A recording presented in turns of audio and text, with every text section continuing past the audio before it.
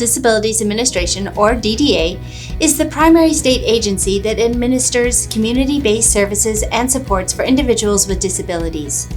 DDA provides information, resources, and referrals to the IDD community.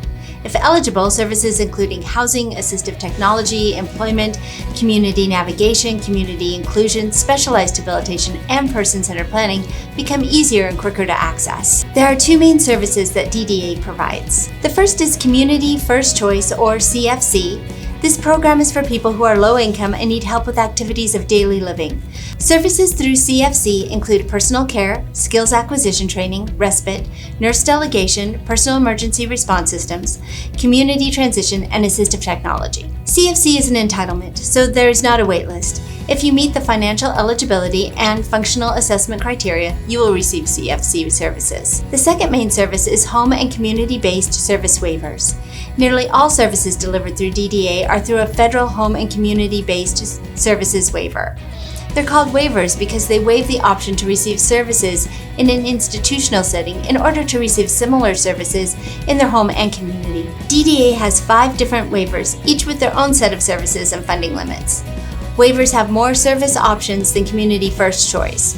Some services include specialized debilitation, respite, community engagement, residential support, specialized equipment, employment support, peer mentorship, and environmental adaptations.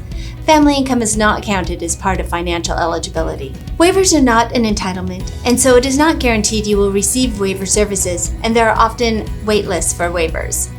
Many DDA clients receive both Community First Choice and waiver services. So now let's discuss the 5 different waivers that are offered through Developmental Disabilities Administration. The first waiver we're going to discuss is Individual and Family Services. This waiver is for people living in the family home, and services specific to this waiver are assistive technology, vehicle modifications, peer mentoring, person-centered planning facilitation, and supported parenting. The next waiver is the Basic Plus waiver.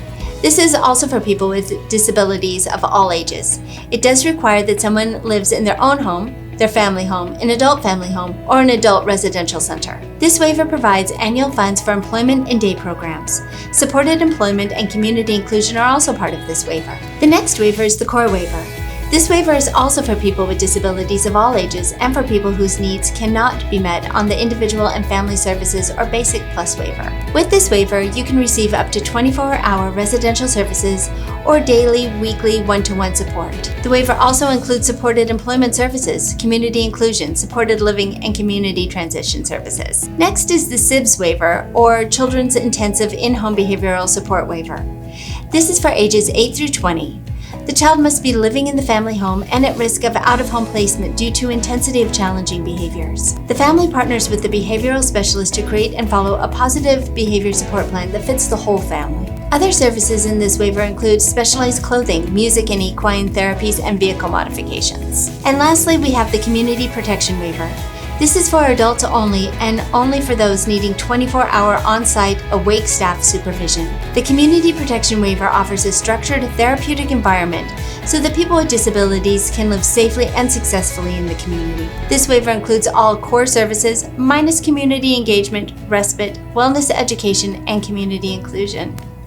To apply for DDA services, the first step is to complete a DDA application. DDA will review your application and they will make a decision whether or not you are eligible for services and will send a determination letter in the mail to you. There will also be instructions on how you can appeal should you be denied for DDA benefits. The second step is to request services. You can do that by phone or they have a service request form online.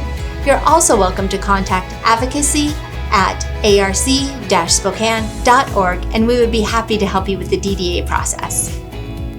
If we could offer one last piece of advice, it's to really use your support system when you're navigating system and services for your child or those you care for with disabilities. I'd like to share a story about Keith and Curtis. Keith came to us as a dad of a 32-year-old gentleman with Down syndrome. He and his wife had their son at home his whole life. Dad owned a business, mom took care of the home, and suddenly passed away. Keith was left not knowing what to do. He started receiving letters in the mail, eligibility reviews for services that Curtis received, and things stating that he was going to be terminated from Social Security. He didn't know what to do, so he reached out to the ARC's advocacy program, and they were able to get him in touch with Rep Payee Services to go through his paperwork with him. What we found out through this process is that Keith's wife held all the information regarding the services that Curtis was provided. Curtis received SSI and had a disability trust. He had core service waivers and Medicaid. Curtis began to receive applications and eligibility reviews for all of these services, and he didn't know what to do. We were able to get him started on the right path and get the eligibility reviews taken care of. But what we found out is that Keith knew nothing. And if I can share anything with you, it is to make sure that not just one person holds all the information about the services an individual receives. You have a support team, use it. If you don't have a support team, find one. It can be an agency like the ARC of Spokane or other disability service agencies. You need to have somebody else who has information on services and how to apply for them and how to keep them eligible. It's really important and will be one of the greatest gifts you can provide to the person that you are taking care of.